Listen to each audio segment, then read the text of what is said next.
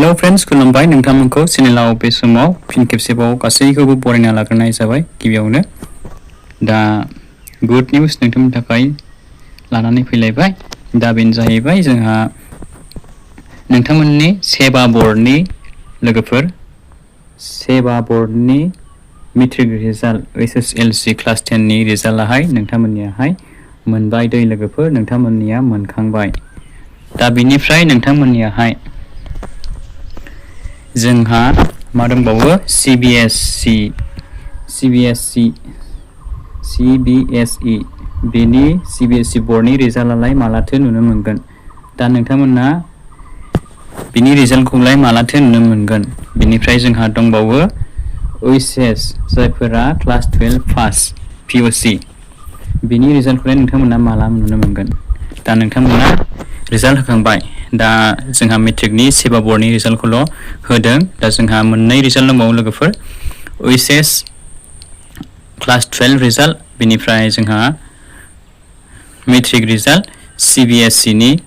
जोंहा मोननै बर्डनि रिजाल्ट दंबावो दा बेनिखौ नोंथांमोना माला नुनो मोनगोन नोंथांमोना भिडिअखौ स्किप खालामजासे नायलांबाय थाबानो जाबाय अब्लानो नोंथांमोनहा गासै A to Z डिटेल्सखौ बे भिडिअनि गेजेरजोंहाय मिथिनो मोनगोन दा आङो बेखौनो नोंथांमोननो मिथिहरनो सानदों जे जोंहा CBSE आरो OHS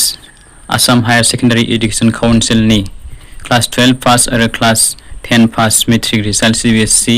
नि नोंथांमोना माला नुनो मोनगोन दा जोंहा अफिसियेल बेनिनो नटिस फैदों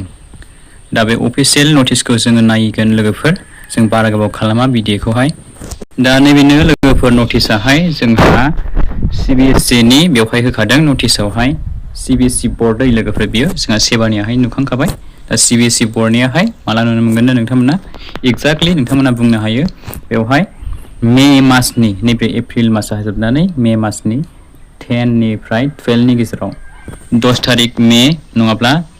12 थारिख मेयावहाय नोंथांमोना मोनसिगोन लोगोफोर CBSE नि क्लास 10 मेट्रिक रिजाल्टखौहाय बेनिफ्राय जोंहा दंबावो जोंहा बे OHS POC higher secondary result नङा होमबा लोगोफोर दा बेनिखौलाय नोंथांमोना मालाथो मोनमारगोन दा बेनिखौबो जोङो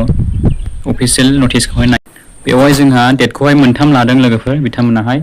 डेटखौहाय मोनथाम होदों 10 थारिख 12 थारिख 13 थारिख बे मोनथाम डेटनि गेजेरावनो मे मासनि मोनथाम डेटनि गेजेराव जायखिजाया मोनसे डेटआवहाय बिथांमोनाहाय रिलिज खालामगोननो रिजाल्टखौहाय CBSE नि क्लास 10 मेट्रिक रिजाल्टखौहाय दानिया जोङो नायगोन OHS Assam higher secondary education काउन्सिलनि POC क्लास 12 नि रिजाल्ट दा जोंहा अफिसियेल नटिसआ नैबे मोनसेयाहाय Assam higher secondary education काउन्सिलनि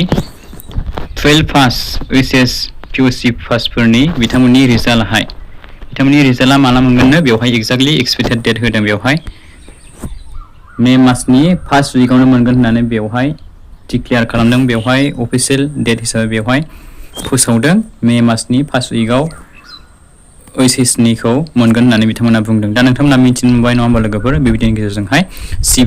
CBSE class 10 matric result बेनिफ्राय OHSEC नि क्लास 12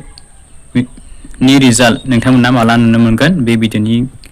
गेजेरजोंहाय नोंथांमोना मिथिनो मोनबाय दा आसा खालामनाय थाबाय लोगोफोर जायफोराहाय एग्जाम होदों बेनिफ्राय जायफोरा मेट्रिक एग्जाम लिरदों नोंथांमोना जाहाथे मोजाङै मोजां गासैबो पास जाजोबो दा बेनि थाखाय नोंथांमोननिसिम गासैनिसिमबो आंनि गोसो गोरबोनिफ्राय अल दा बेस्ट नोंथांमोना बेनिखायनो बे भिडिअखौ गासैनोबो शेयार खालामना होलायदो आरो नोंथांमोना सोरबाफोर चेनेलाव गोदानै फैदोंब्ला चेनेलखौबो साबस्क्राइब खालामनानै गालांबानो जाबाय जाहाथे फिउचारावहाय नोंथांमोनहा बेबायदिनो गोदान बे चेनेलनि गेजेरजोंहाय लेटेस्ट इम्पर्टेन्ट आपडेट्स मोनलांबाय थानो हायो बिदिब्ला नेक्स्ट भिडिअआव लोगो मोन thank you for watching bye bye and take care